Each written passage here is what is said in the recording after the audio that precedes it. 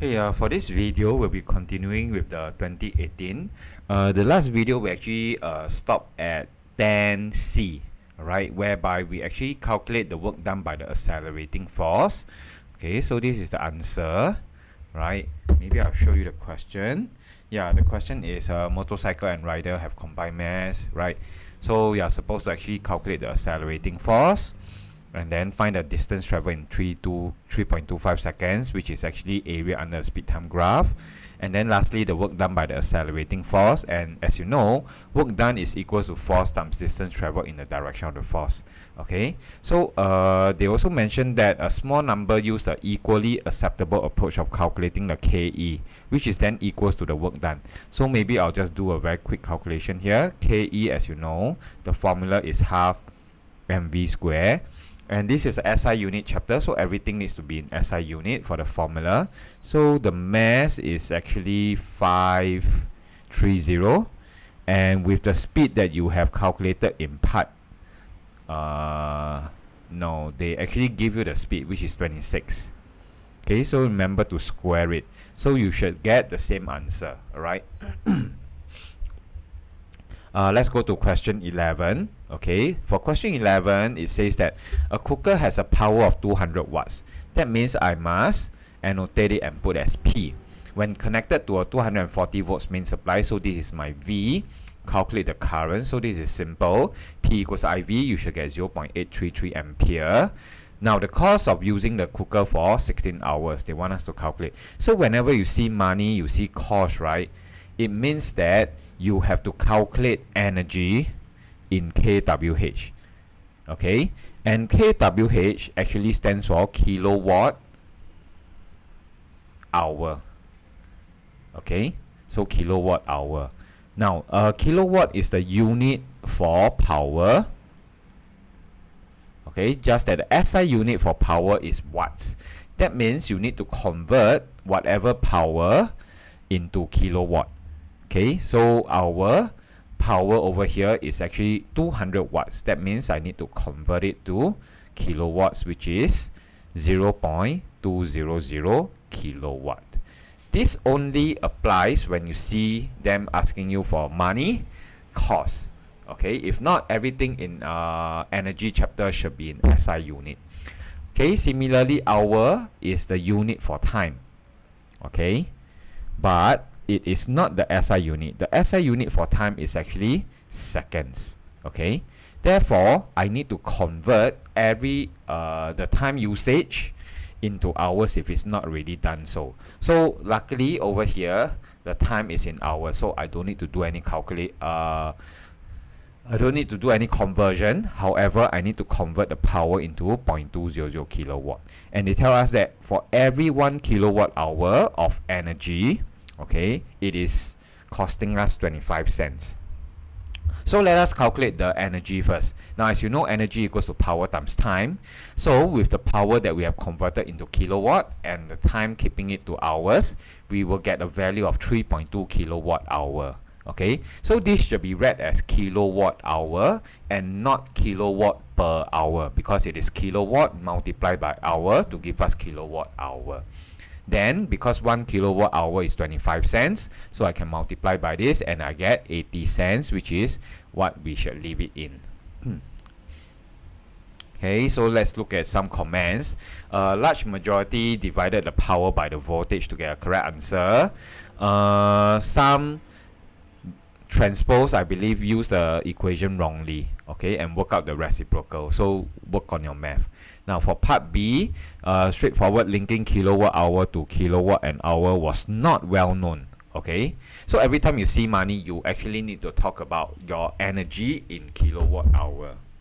Okay, number did not convert the power into kilowatts or did so incorrectly. That means the prefix of kilo, they are not very sure. And some work in dollars, which is wrong.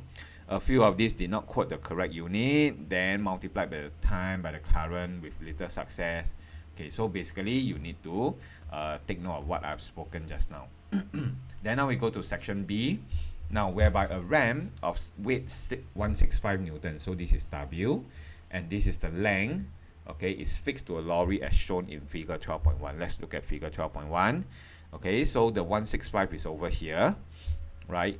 And this is at a height of 100 cm. I take note that there's FH, that is, I think, force in the horizontal direction. What else do you need to think? Okay, so far it's okay. Now the end of O of the ram is 240 cm horizontally away from the end of the lorry, which is here. Now the top T of the ram is 100 cm above the ground, which is this. And the weight of the ram acts through the midpoint of the ram. If it acts through the midpoint, that means the ram is a uniform ram. Okay, that means this is where the CG is. Okay, the lorry exerts a horizontal force FH, right? And a vertical force FV. Oh, FV is over here on the ram, okay, as shown. Calculate the clockwise moment about NO. That means NO is actually our pivot. Okay, so step 1, our pivot is over here, and they want us to calculate the clockwise moment about the NO. Okay, so we have to use the force multiplied by the distance. Okay, and we get 198 Newton meter or 19800 Newton cm. Okay, then write down an expression for the anti-clockwise moment about the NO. Okay, so there are actually these two other forces. Okay, but this force actually creates a anti-clockwise moment, right? And this also creates an anti-clockwise moment. So only our weight creates a clockwise moment. Okay, so write down an expression for the anti-clockwise moment about the NO of the ram. So for this, you actually need to be very clear what is the perpendicular distance for each force. For FH, if we were to draw, for FH, I use this red color. For FH, if we were to draw its line of action of the force, I hope you still remember how to draw line of action of the force. Basically, you extend the line of action of the force, right? So for FH, it is in this direction. Okay, this is a useful skill. You need to know this. Okay, and we see that this is actually the pivot. So the perpendicular distance of the line of action of FH is drawn with the red dotted line. So this will make it the perpendicular distance. Okay, and then it is equivalent to 100 cm. Okay, I'm going to repeat the same step for the vertical force FV. Okay, so FV is here. I'm going to use green color. So first of all, I'm going to extend the line of action of the force for FV. Okay, if you don't extend this force, there's a chance that you may not be able to get the perpendicular distance correctly. Okay, and our pivot is still at O. So bearing this in mind that this is the line of action of the force FV, okay, and the pivot being here, this will then be the perpendicular distance of 240 cm. Okay, so they both create an anti-clockwise moment. So FH will multiply by 100, which is actually the perpendicular distance. Okay, and FV is 240. Okay, I'm using red and green color so you can differentiate. So it's 100 FH plus 240 FV. So do you realize that they are actually asking you to, they are helping you, they are breaking down the process of calculating the moments, okay? Now, a man standing on the ramp begins to climb the ramp. State how the clockwise moment about point O change, if at all, as the man moves up the ramp. Explain your answer. Now, this is the concept. Moment is actually force times perpendicular distance, which is actually our formula. So, using the formula, it is very useful to use it to do explanation question. Okay, so as the man climbs up the ramp, the perpendicular distance, okay, so if the man at first is here, when he climbs up the ramp, do you see that the man actually exerts the weight downwards? Okay, and because the weight doesn't change, but because the pivot is over here, the perpendicular distance of the, sorry, not correct. Okay, this is not correct. the perpendicular distance of the man's weight to the pivot, okay, is actually increasing. So this is at D1, this is D2, okay, this is position 1, position 2. The perpendicular distance of the man's weight to the pivot is actually increasing from D1 to D2.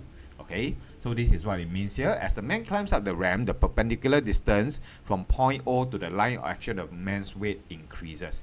These are actually the keywords that you need to know. Okay, so these are the key phrases you need to mention in your explanation. You can find it in my notes. Okay, and the clockwise moment about point O will increase because the weight of the man actually creates a clockwise moment. So this is how you explain. So 3 marks for 3 points. So it is very important to quote the formula, okay, and using the formula, then you use it to explain. It's very easy.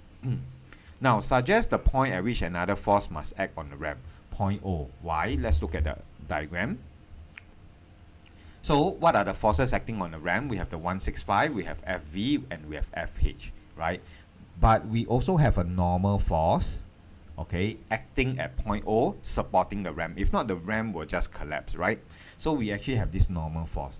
So I'm thinking, then maybe they'll ask, why is it that this normal force doesn't create a moment at point O? Okay, a lot of you might have already known the answer, because the line of action of the normal force passes through the pivot. It passes through the pivot. Therefore, the perpendicular distance is 0. Right, therefore there is no moment. That's why it doesn't appear in our moment calculation. Okay, but they didn't ask. Okay, by considering moments about the top T of the ramp, explain why this other force is necessary. Okay, now to achieve equilibrium, now I think this is a tough question. To achieve equilibrium, the force at point O will be necessary to produce an anti-clockwise moment about point T. That means point T is now the new pivot. We can take any point on the ramp to be the pivot. Okay, to consider this question, we need to make T the pivot. Okay, so if T is the pivot and point O, the pivot is now no longer at point O. Now this is the new pivot at T. Okay, so this force, this normal force, will then create a clockwise moment, right? So the force at point O will be necessary to produce an anti-clockwise moment about point T to balance the clockwise moment due to the weight of the ramp about point T. I think it was the enough force balance clockwise in order to achieve a number. Ignore the guidance to consider moments and discuss the need. Okay, so I think this is a clockwise moment. To achieve equilibrium, the force at point O will be necessary to produce a clockwise moment. Okay, I think it's clockwise moment. Okay, because now the pivot is at T, right? So to balance the clockwise moment due to the weight of the ramp about point T. Weight about point T, the weight of the ramp is also anti-clockwise. So I need point T to be the force at O to be clockwise. Okay, I know it sounds a bit messy, so let me say this again. So now if I change the pivot to point T, this weight will then produce a anti-clockwise moment. Alright, so by right this thing should rotate anti-clockwise, but because there's a normal force at O, so it will now, and this normal force is upwards, so with reference to point T as the new pivot, right, it will produce a clockwise moment to counteract the anti-clockwise. So it really depends on where your pivot is. Okay, so I think this answer it is incorrect to balance the anti-clockwise. Okay. Yeah, but the remark doesn't say anything. Okay, now a piston traps air, question 13, inside a cylinder. So the volume is 6 cm cubed, our V.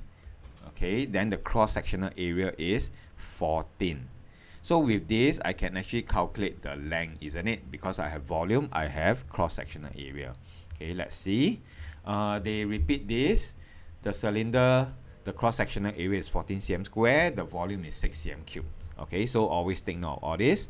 Density of the air is 6.5 times 10 to the power minus 3 grams per cm cube. Okay, because everything is in cm cube, cm, I don't need to change it to kg per meter cube. By right density, SI unit, it is kg per meter cube.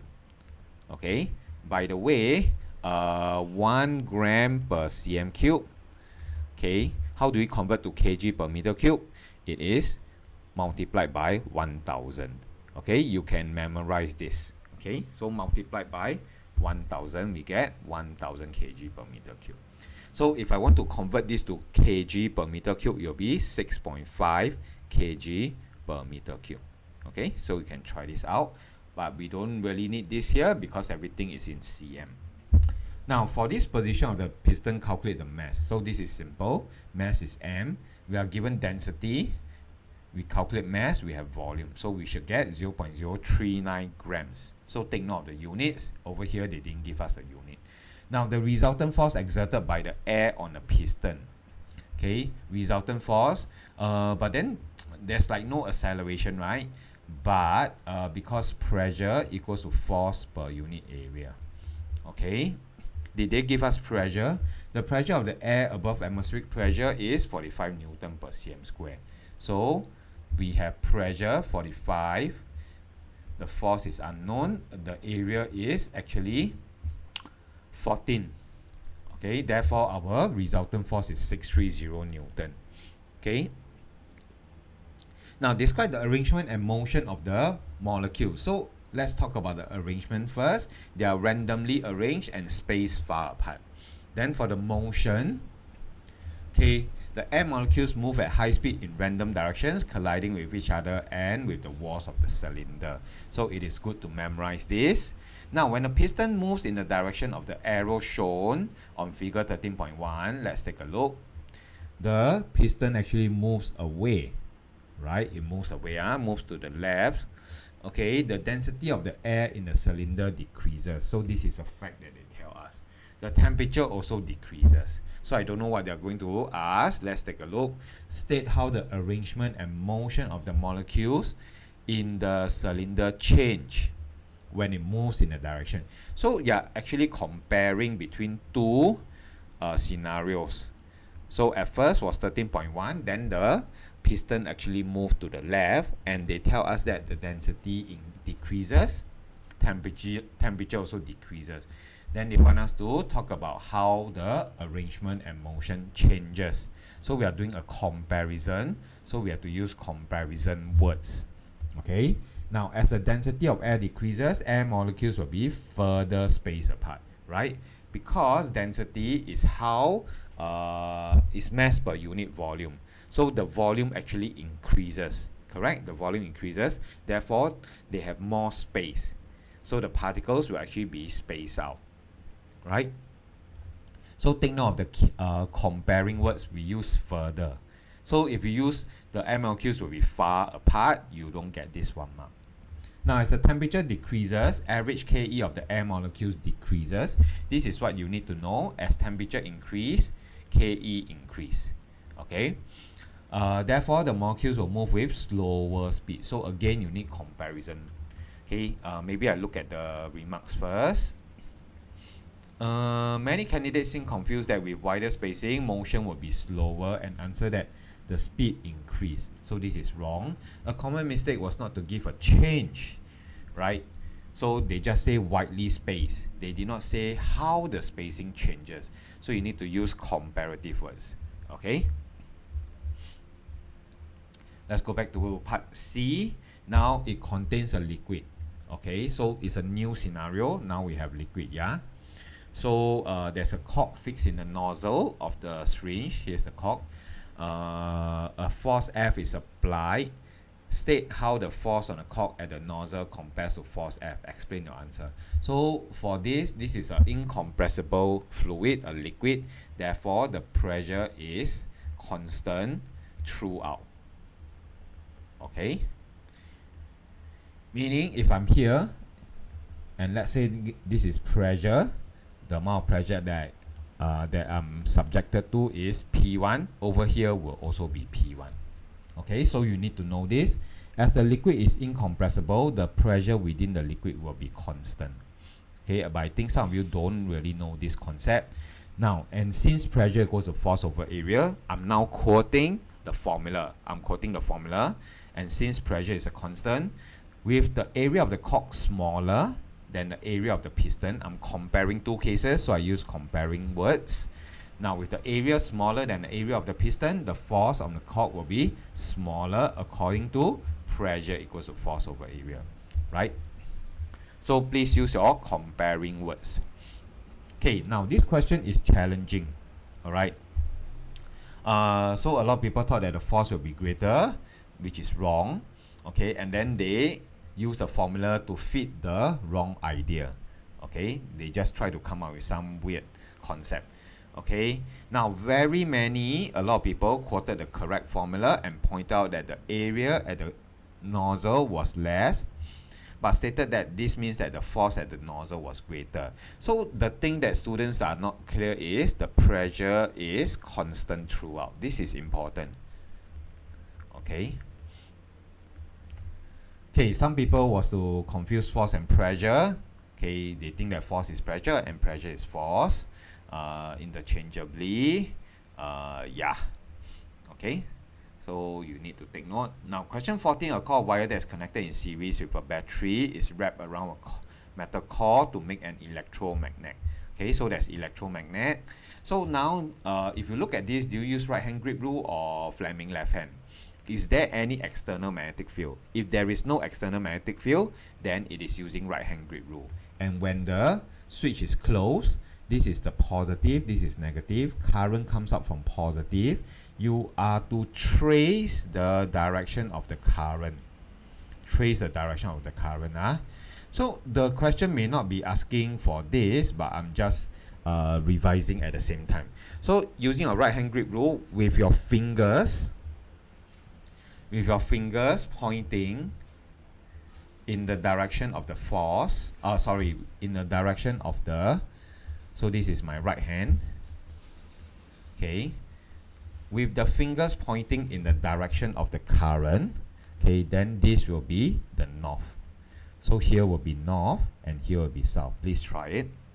So now we have small iron pins. Iron means that it is a magnetic material. Okay, what are some other magnetic material? Iron, cobalt. Okay, some students will think that cobalt is copper. Cobalt, the chemical formula is, chemical symbol is CO. Copper is not a magnetic material, it is Cu. Iron, cobalt, nickel, and steel. Okay, so iron is not just a magnetic material, it is a soft magnetic material. That means it is easy to magnetize and easy to demagnetize. Okay, now the current is switched on. Whenever current flows, there'll be magnetic field produced. So you need to know this. Whenever there is current flow, there will be magnetic field produced. Okay, so of course in DC circuit, right, there is current flowing, but of course DC circuit, you are supposed to analyze the circuit, so you don't even think about the magnetic field produced. So it is this kind of diagram. When you come to this kind of question, then you think about when current is switched on, magnetic field is produced. So what's the direction of the magnetic field? So using a right hand grip rule, you draw this current direction and then you use right hand grip rule. Using this diagram, your north is pointing upwards, your south is at the bottom. And now I must tell you, magnetic field always comes out from north and enters the south. Okay, take note when if let's say you're drawing the magnetic field pattern, the lines cannot touch each other, they cannot cross, and you need to indicate the direction correctly. So now, just to test or do a revision, if I have a compass here, the compass will point in the direction of the magnetic field. Okay, I say again, the compass will point in the direction of the magnetic field. Similarly, if I have a compass here, it will point in the direction of the magnetic field. Okay, so these are things that you need to know. So after that, I record the number of pins attached to the core. The current is then switched off, and the number of pins remaining on the core is recorded. Yeah, just now I talked about soft magnetic material. So soft magnetic material is easy to magnetize and easy to demagnetize. Okay, so that's the purpose of this experiment. Now it is then repeated with an iron core, a copper core. This is not a magnetic material, and a steel core. Steel is actually a hard magnetic material. Okay, and to keep everything the same, they have the same length and diameter, right, to make it a fair test. And they are very kind-hearted to tell us that copper is not a magnetic material. Okay, but you need to know that iron is soft, steel is hard. So a bar graph is drawn showing the number of pins attracted to each core. So the thing about hard magnetic material is then hard to magnetize and hard to demagnetize. Okay, so this is current on for Y. There are a lot of pins. There are 11 pins. Maybe you can write it down. When current is off, there's still 1 pin. Okay, for this, when current is on, number of pins is 1, current off, 0 pin. Okay, so state which metal core gives each graph. Explain your deduction. Okay, so Y would be soft iron, right? Because when the current is on, it becomes a very strong electromagnet, right? Straight away it becomes magnetized. Okay, so iron is your Y, right? So you must state that it's a soft magnetic material, easy to magnetize and demagnetize. Okay, so once the current is turned on, straight away it is able to attract 11. Okay, and once the current is turned off, it is demagnetized almost immediately. However, there's still 1 pin that is attracted to it. Now graph Z will be for steel. Okay, why don't I think that is copper? Because copper is not a magnetic material. Okay, so there could be no pins attracted. Okay,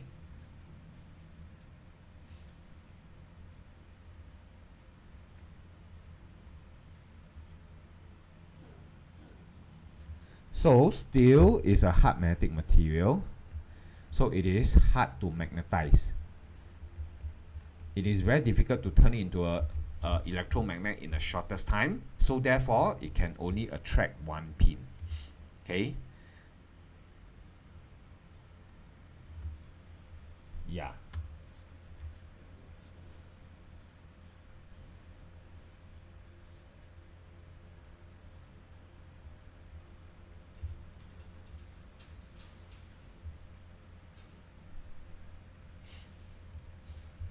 Sorry, they are actually asking for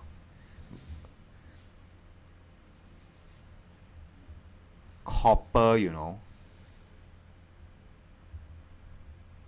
Okay, so I retract my answer. This one should be copper. So even though copper is a non-magnetic material, but because the material, the coil copper, does not concentrate the magnetic field. So even though current is flowing, okay, there will be magnetic field produced, but with the copper in the metal core, then with the copper as the metal core inside, it will not help to concentrate. Okay, so this is copper. I'm very sorry. Okay, so we shouldn't even talk about steel. Okay, but then they ask us to draw a bar graph that you expect for the steel core. Okay, so I'm looking at the markers report, and they say that it should be drawn with fewer than the iron. So iron was 11. So for steel, it will be maybe 6. Okay, 6, yeah. So because it is harder to turn it into an electromagnet, although it's a magnetic material, right? So within the same amount of time, it will only like maybe attract 6. So idea here is to be lesser than the number of pins for iron. So now when the current is off, right, it will still be an electromagnet. So maybe I put it as 5. Okay, the magnetic field strength still is quite strong, even though the current is turned off, because steel is a hard magnetic material. It's very hard to demagnetize. Okay. Now voltage of the battery is 6 volts. Okay, so this is my V. Current is 300 milliampere. So take note of the milli.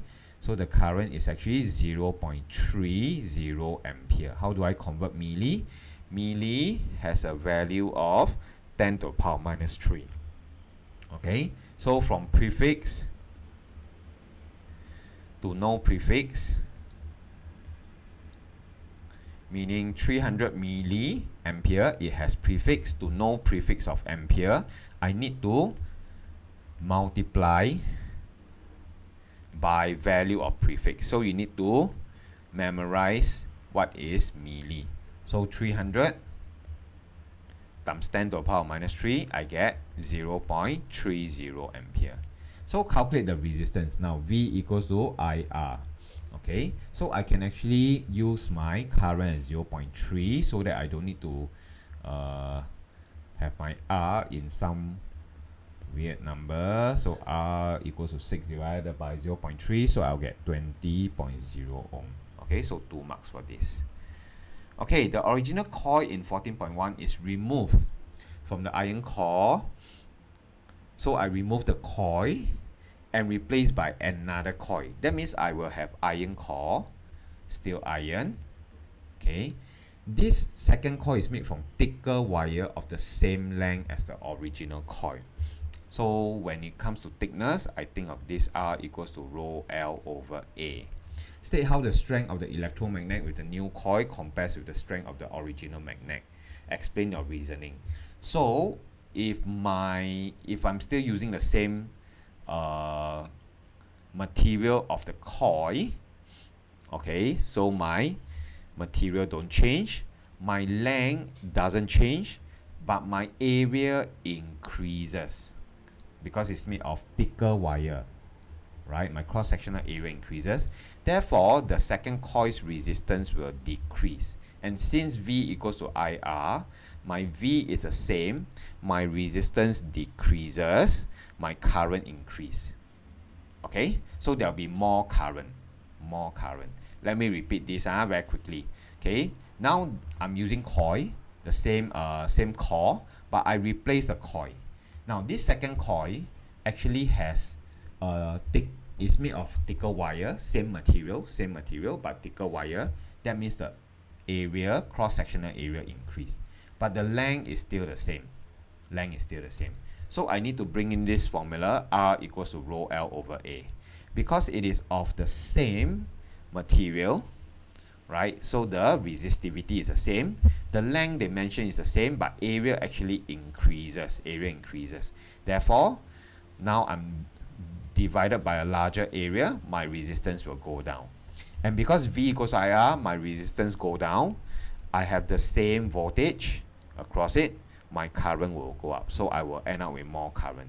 So with a higher current, stronger current, there'll be a stronger magnetic field produced. Right?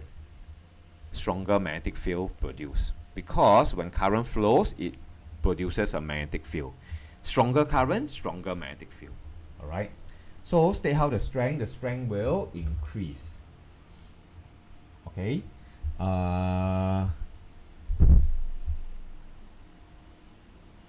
Electromagnet becomes stronger. So you need to have everything that is spoken just now over here in words. You can quote the formula I equals to rho L over A. Okay, since length is the same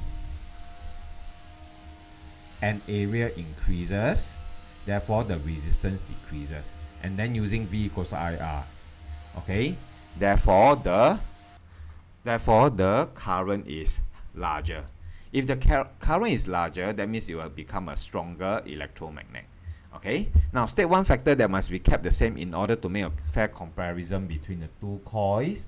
Okay, I just now actually mentioned that the material must be the same, right? Even though they didn't say anything, but I had to assume the material of the wire must be the same, okay, or the voltage must be the same, because if the voltage changes, then of course with a lower resistance the current can either increase or decrease or even remain the same. Okay, and even though it is same length, the number of turns of the coil, okay, must be the same number of turns, because I can have the same length but I only have one turn, then that it will be different. Okay, so this is the 2018 paper.